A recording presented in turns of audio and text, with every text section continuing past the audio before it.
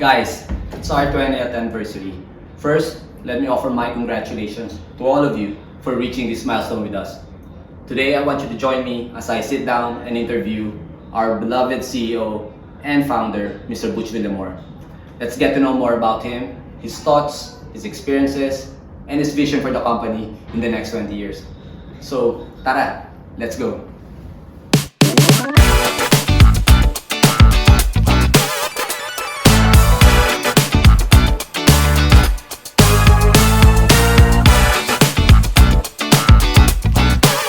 Hello everyone.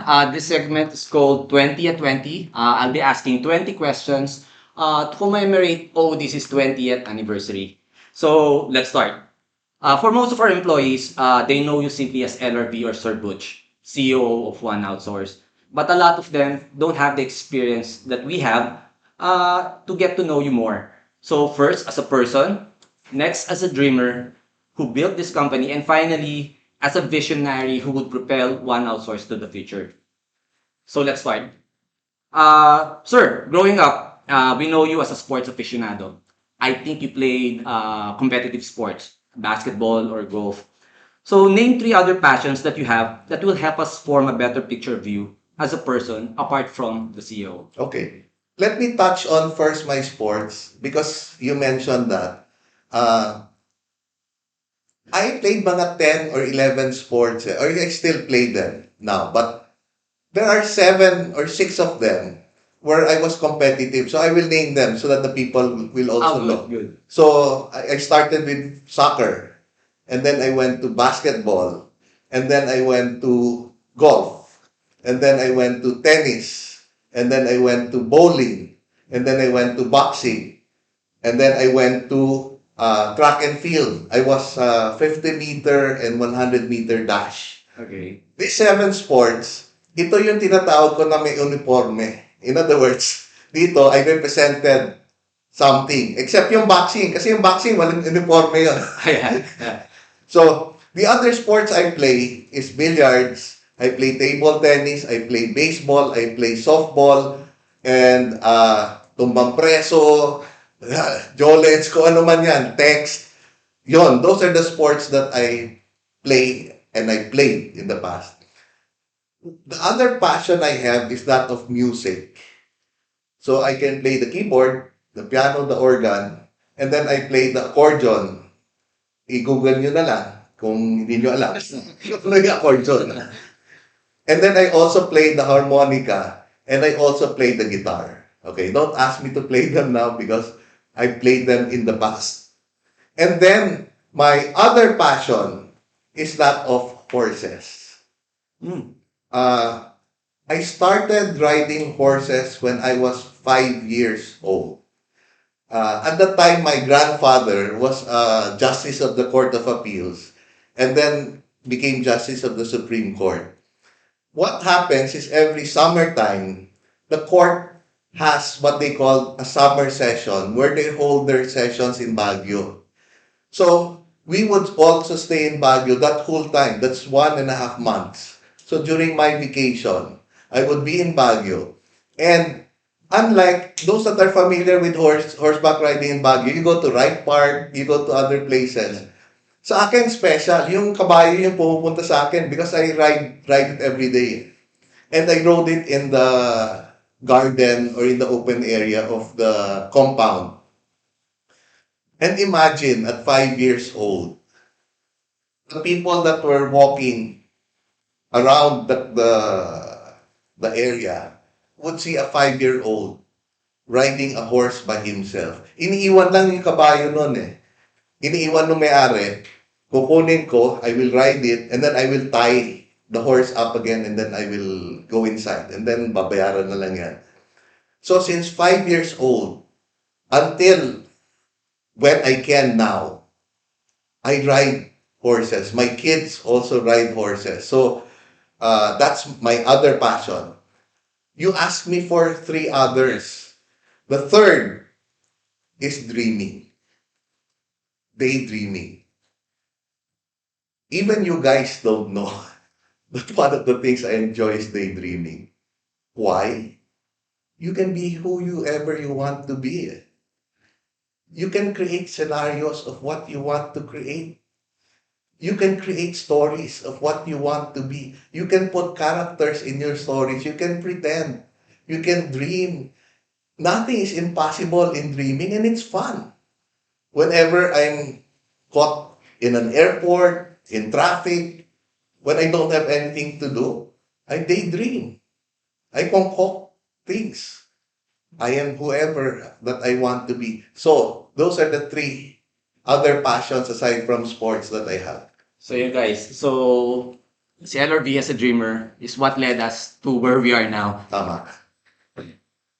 You mentioned three other passions, the sports, singing, and horseback riding. And music. And music, Music. yeah. Have you ever considered making a career out of all these passions? Of course, when you play those sports, you want to really excel in them. I want to excel in them. And therefore, hindi maalis yun na you want to excel to the level that you can be competitive locally, internationally. But the universe did not bring me there. So, did I want to excel? Did I want to make that my my living? Yeah. If the universe led me there, of course. Yeah. So that's great. That's great. One other thing that we really notice about you is you really have a knack for public speaking. In fact, you're really, really great at it. At what point in your formative life did you know that you're good at it? Marami ka bang mga life advices na binibigay ng mga kabataan mo? Alam mo, Ron, you will not believe it, but until today, I'm a very shy person. If given a choice, I will not speak in front of you. I will not be in this interview tonight. The problem is, my position makes me speak. In other words, I have to speak because of my position. How did I learn that? When I was in AIM, when I took my master's, 80% of our grade came from class participation and presentations. So doon nag-umpisa, wala akong choice eh. Kung hindi ako nagsalita, di baksak ako. And then, I joined two multinational organizations, Citibank and American Express. When you're in those organizations, bugbog ka sa presentations, bugbog ka sa meetings, bugbog ka sa communications. And therefore, I had to really speak. I had to make speeches. I had to conduct meetings. And then, when I moved to American Express, especially American Express, I was taken in. I was assigned to Hong Kong for 1 year to learn all the facets of operations in Hong Kong and then train the people in the Philippines of all the systems, all the processes, everything that they do in Hong Kong and adopt it to the Philippines. So, after that first year where I was also trained to be a trainer, pagbalik ko dito, all I did was train. So, all throughout my career, it kind of led me to be good at speaking. But you ask me if I want to do speeches, to talk? No, I don't. Pero, follow-up question lang ha. Oh, go ahead. Kailan mo nalaman na magaling ka pala dito? It was an aim. One, we had a good professor. His name was Father Donnellan. He's a Jesuit, Father James Donnellan. He was our professor in written analysis of cases, WAC, kung tawagin namin. It was there where I kind of knew I was good at it. Kasi ang daming presentation yan. Ang daming written, ang daming oral, ang daming presentations. Baka sabi ko, may ibubugatin to ah. So, after a while, my confidence built. Or I built my confidence from there on. That's where I kind of started to know that I could be a good communicator. Yeah. Okay, so let's shift naman into today's generation. Your thoughts. So, number one, observing the current generation nowadays, in the generation of social media, TikTok, YouTube. Do you think should your young self be living at this age? Do you think you will be hooked in with YouTube and TikTok and the likes?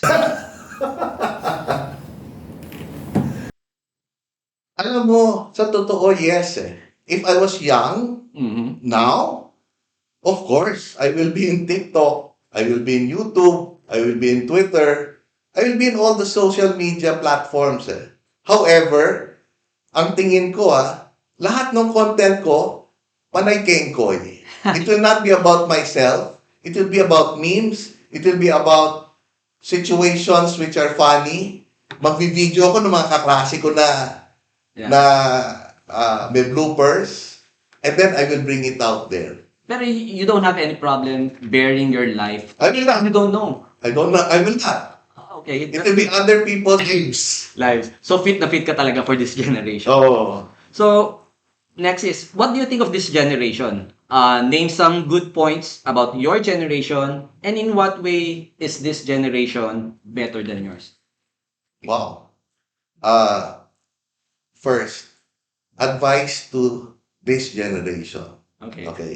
Especially to you guys. All all my family members in One Outsource. You guys are young. You have your whole future ahead of you.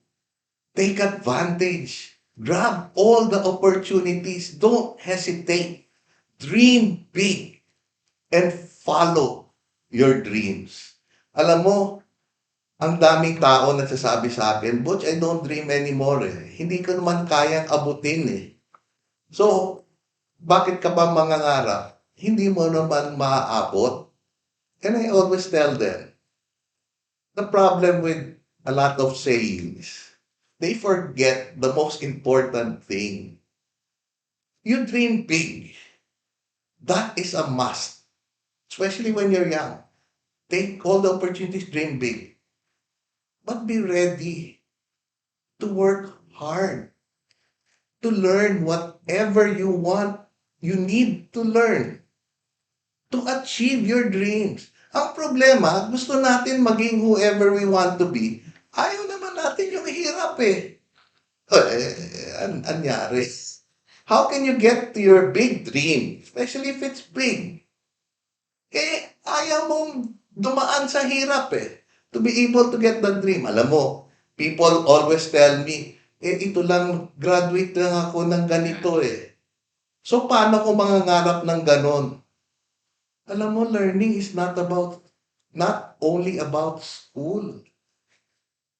We are supposed to be learners every day of our lives.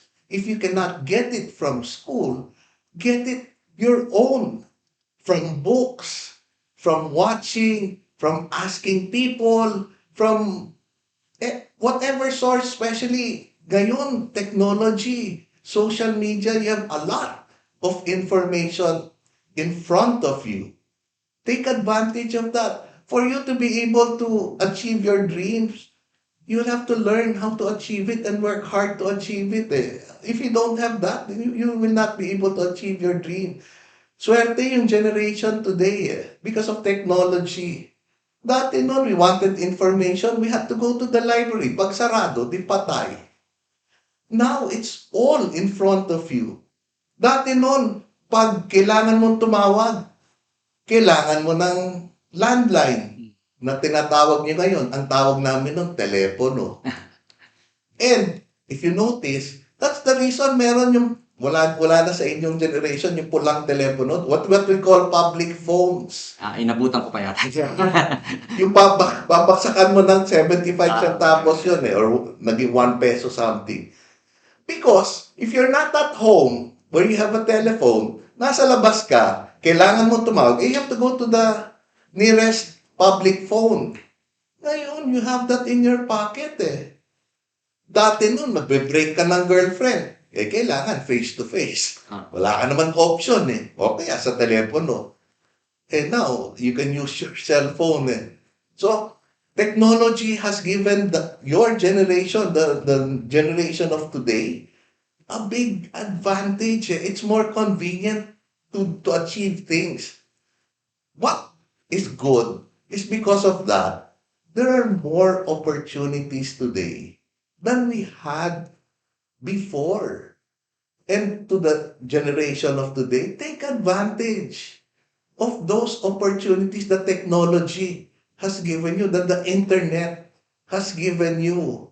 We did not have that before. Kakayod kami to be able to get what you can get in a second today. And the technology will still be better going to the future or going towards the future.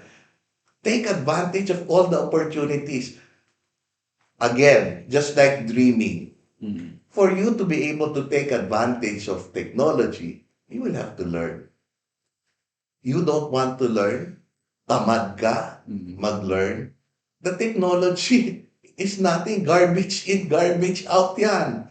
So at the end of the day, sabayan mo yung learning at saka yung technology. Wow! If I live this generation today, wow, the opportunities that I can get from it, it would be bombastic. So that would be my advice to this generation. You are lucky in the respect that technology has given you all the convenience and the opportunity that you have in front of you today. Okay. So, tama ba? People of in today's generation are basically more impatient than people from your generation? It's an offshoot eh. Uh, It's a result eh. Because your technology is so convenient. yeah. It makes you impatient. Eh, ang magagawa namin, wala kaming telepono. Eh, we really have to go to where there is a phone. Yeah. We have to be patient. Tayong dalawa, we will say, magde-date tayong dalawa. O, kita tayo sa Ali Mall. Wala pa yung mga ibang mall. Kita tayo sa Ali Mall, alas 3. Dumating ka, alas 3. Wala pa ako. You'll have to be patient. Maghihintay ka talaga. Mag-iintay ka talaga. Tama naman. Now, wala ako, anong gagawin mo? Now, Magte-text. follow. That makes you impatient. That creates impatience. Eh. So, one thing this generation will have to guard against will be one, impatience, and the other one is entitlement. You guys got it good. Yeah. My forefathers, my grandparents grew up in the war, when there was war, where survival was key. It's not even where or how they can get what they will eat, but how to survive. And that was hard. My generation grew up with less technology, and we had to strive to get to where we wanted to get to with the technology that was given to us, that we had at that time. Now your generation has all the technology, but because you had it easy, entitlement can kick in. The two, entitlement as well as impatience, you will have to remove. You'll have to guard against. That is my advice to this generation. Now, take us back many years back when you were still studying. So, can you share with us some experiences you have or learnings that you had when you were studying at an all-boys school in Ateneo? Would you have it any other way? Oh, let me answer first your second question. Okay. Would I have had it or would I have had it another way? My problem is, my grade school and high school were all boys school. College na lang eh. So college ko na lang na-experience yung co-ed eh. Would I have had it another way? Alam mo, Ron, it's easy to say yes. It's also easy to say no eh. Why? There were pros and cons eh. Would I have had it another way? My answer would be no eh. Because of what I experienced. Alam mo, grade school, high school, lalo na high school, alam mo, my advice, yung mga sa inyo na gusto niyo maging teacher, huwag kayong maging teacher ng high school, ng all-boys school. Naku! Sakit ng ulo. Ay, naku, hindi lang sakit ng ulo. Lahat ng kabastusan. Makukuha nyo talaga. Alam mo, in an all-boys school, I'll give you several examples. Una, we just talk our minds off. Lalaki kaming lahat eh. And, di ba may kasabihan, may boys talk? Yeah. Imagine, boys talk lang kami. We don't filter anything. Okay. Two, when we go to PE, yung physical education, tapos na balik na kami yung classroom, ano magbibihis sa CR? Wala kami magbibihis sa CR. Magbibihis kami sa classroom. Kami noon, in Ateneo, may dalawang ceiling fan yan Okay? Ang laro namin noon, during our time, I don't know what you have now. May supporters kami noon You know, Google nyo na lang. What we used to do, paunahan kami. Kung sino yung unang supporter that will be able to get the supporter hang. Sabi. Yung pinakauna panalo. So sabitan niya, pag ganon, kung sino yung unang sumabit sa fan, yun ang panalo. And then, ang maganda nun, hindi yung pagsabitan Kuwan lang yun The fan will be closed. Kasi puno na ng supporter yan Puno na ng supporter yan And then the fan will be closed. That's when we practice our leaping ability. Lalo na kami mga basketballista. Kuwan yan, paunahan. Of course, you'll get your supporter first. So, kawawa yung mga hindi makakatalon yung mahabot. Pagdating ng teacher, supporter din, kukunin ko yung sa'yo. Hindi. Kunin mo yung sarili mo. Kung tumungtong ka sa silya, kung gusto mo. So, kami, that's how we were.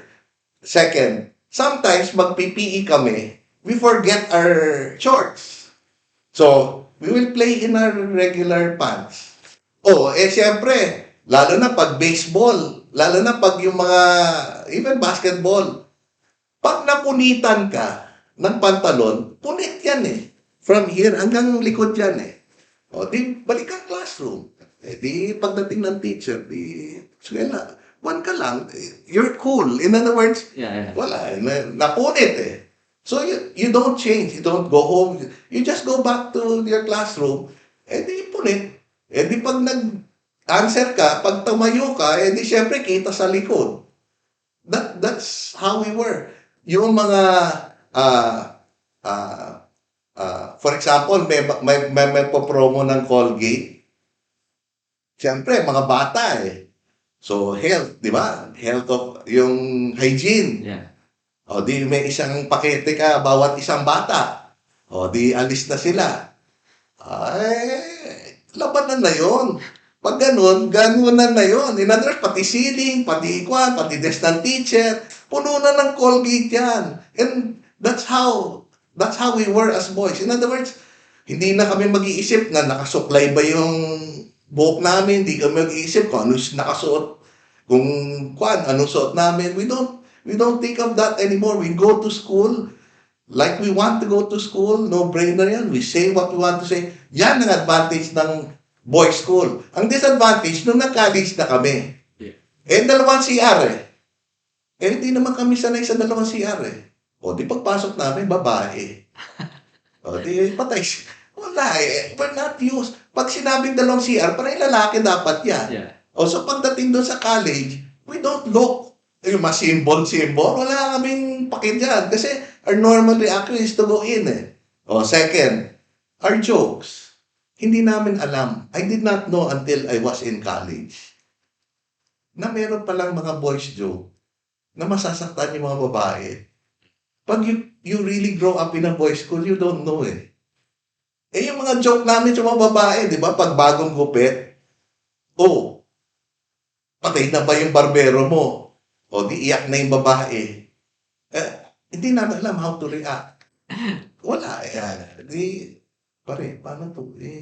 So, ang nangyari usually in college, the boys will have a clique. In other words, yung mga lalaki ang magkakasama kasi hindi kami sanay We don't know how to react to girls So, you look at the positives and the negatives. Late na ako yung mga ligaw. Late. Kasi all boys school Pagdating sa co-ed, hindi kami sanay how to blend with the girls Sa classroom, you don't know.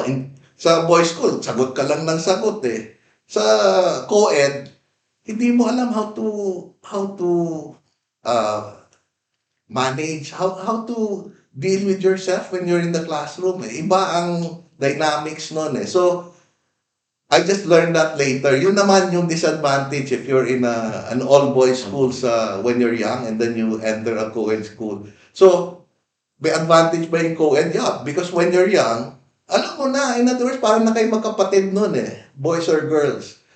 When, kuha naman, all boys, you're free.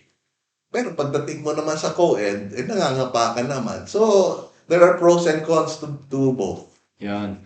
I can just imagine yung sakit ng ulo ng mga professor, teachers nyo, di ba? Ay, nako. Pero sir, atin natin lang, na principal's office ka ba? Oo. Not once ba? Ano to? Multiple times ba to? Hindi. And then, Hindi. I was kind of a good boy compared to the ones, wow. Kasi kunwari, ang tawag namin sa Atenean doon, post, P-O-S-T. Okay. Every violation you make, meron kang equivalent post. Okay? In 1 year, you are allowed 15 yata 15 na post. Madami pala, no? Okay. Yung mga lalampas yan. So, makikiusap yung parent, wag i-expel. Yan. Yung mga medyo mga 13 yan. Mga 12, marunong silang mumedya. May quota sila bawat buwan. In other words, pag sumampas ka, wag ka nang wag ka nang doon sa likod, di ba? Dali ka na. Yung sa akin, mga 8. Mga 8. Yan yung mga pagkwan, pumasok yung teacher, lahat nung tables. Ano man tawag sa chair, yung chair sa eskwela, yung solo. Oh, yun, nakabaliktad yun. Pagpasok ng teacher sa harap, lahat kami nakakuha yun, we face the back. Oh, and then, seryoso yun, Seryoso yun. And then the teacher will start lecturing kung hindi niya alam paano mag-react. Oh, and then we just take notes. In other words, nakatingin kami dun sa likod, and then we're taking notes, and then tutuloy siya. And then, yung mga magagaling na teacher, kukuha ng chalk yan. Tapos, kasi di ba, yung chicksing, papatuhin ka talaga ng gano'n. And then, langya kayo.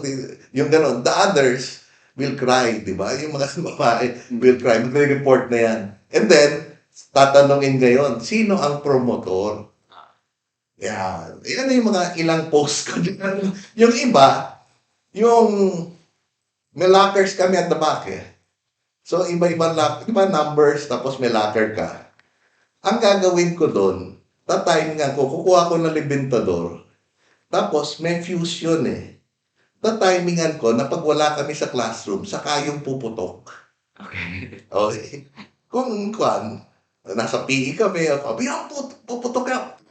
Siyempre, ilalagay namin sa locker ng bakante yon para hindi naman alam na. So, locker ng bakante yan. Yun, sabog yun. Yung buong locker yun, sabog. Tapos, principal's office yun. Tapos, tatanungin kung sinong gumawa. O yun, yung ibang post ko, ganon. So, usually, my posts are usually pranks. I don't have posts that regard yung mga nakasakit except one. Wala, nauna siya ang rule ko dyan, pag nauna ka, di quits na tayo. It gives me the license to fight back. Pero I never started a fight. But yung may post ako na gano'n naman, na principal's office kaming dalawa. So, yeah, napakasaya nung time na yun na nag-aaral ka, especially at an all boys, as they say, boys will be boys, di ba? Now, let me try to pick your brains. So, which person do you look up to, or what ideals or values you have always kept close, which helped mold you into the person you are today? Alam mo, I will not name names kasi I was mentored well by several people. But I will mention one, my grandfather. Yun yung pinakauna ko. I was still growing up when he was justice, Court of Appeal, Court of First Instance, Court of Appeals. Alam mo, he handled very major cases. When Ninoy Aquino died, he was part of the original commission that investigated that death. Alam mo, nakita ko siya behind the scene, yung as a grandfather. He was so cool. No matter what, no matter how large the issue was, whether it was may kinalaman sa pamilya, may kinalaman sa lola ko, may kinalaman sa tatay ko, no matter what, may kinalaman sa kaso niya, he was always so cool. Ngingiti-ngiti lang yan. And then he will solve whatever issues there are. May utang kaming malaki, we don't know how to pay it. Cool lang yan. And then he will say, let's do this, let's do that. That's where I learned how to be calmer and to make good decisions while you're calm. Yeah. And then I have mentors that taught me banking, that taught me leadership, that taught me being non-judgmental, that taught me things about life. So I learned so many things. I cannot even identify leadership traits. No. Because sometimes, aaraw-arawin ako eh. They will call me to their offices. And then they will just tell me an incident. Do you know this thing happened today? Do you know that a person from the BSP came to audit our books?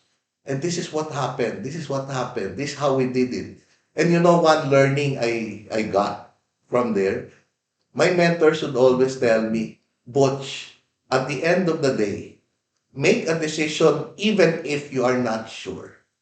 Because not making any decision is a decision in itself and it's always wrong. And kung tumama man lang, kung tumama yan, tsamba yan eh. But when you make a decision, sabi nila, I made a lot of decisions in my life. You know, as president, sabi niya, I make a lot of decisions. But at the end of the day, at night, I say, that's wrong. That was wrong. And then I change. I make contingencies. But not all my decisions are correct. But I still made those decisions. And I learned that also through time. How I deal with people, how I deal with employees, how I deal with my superiors. That I learned also from others. So the people that I learned from created who I am today. I learned from the things that they taught me. Okay. Regarding your lolo, since you looked up to him specifically, did you ever consider following into his footsteps, becoming a lawyer as well? No, my grandfather was a lawyer. My father was a lawyer. My uncles were lawyers. A lot of the Villamors are lawyers. That's why if you come across an attorney Villamor, maski na sino pa siyang Villamor, related sa amin yan. Abogado malamang. Oo. If you went to our house when I was growing up, floor to ceiling, first floor, second floor, panay law books yan. Every time my father and my grandfather would talk, it would be about law. And I would listen. I would understand when my grandfather would write, ang tawag na nila doon ponensya, the decision. Yellow pad yan. I would stay beside him. Naku, ang hirap basahin. And he would read it to me. Kasi ang hirap basahin yung sulat niya eh. And then, Apo, ito yan, no? This is what I'm saying here. I learned. However, because of that, medyo masyadong napundi ako. In other words, there was so much of law that I grew up with that I did not want to be in. Naku, when I told my father that I would not be a lawyer, naku, it was not, my grandfather lived separate already at that time. But when my father found out, when I told my father, naku, laking diskusyon na yun. What will we do with these books?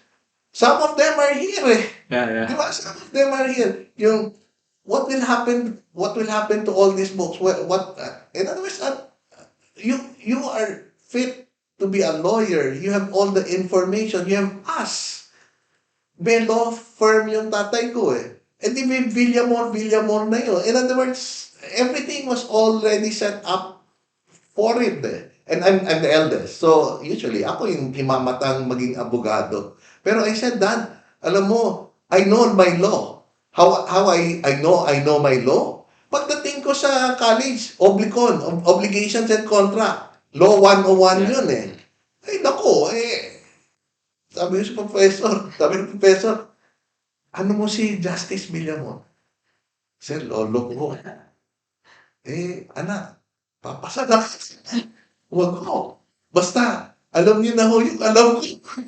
Juan, it's second nature. Lalo na obligations and contracts. Kasi, naku, everyday yun ang pinag-uusapan. When we're eating, it's about what is a contract, what makes a good contract, what are infirm, what are infirm contracts. Lahat yan, pinag-uusapan niya. So, that was already second nature to me. So it already helped me out. But I wanted to get into something else. And therefore, yon, I had to tell my father then na, Juan, I was not going to be a lawyer.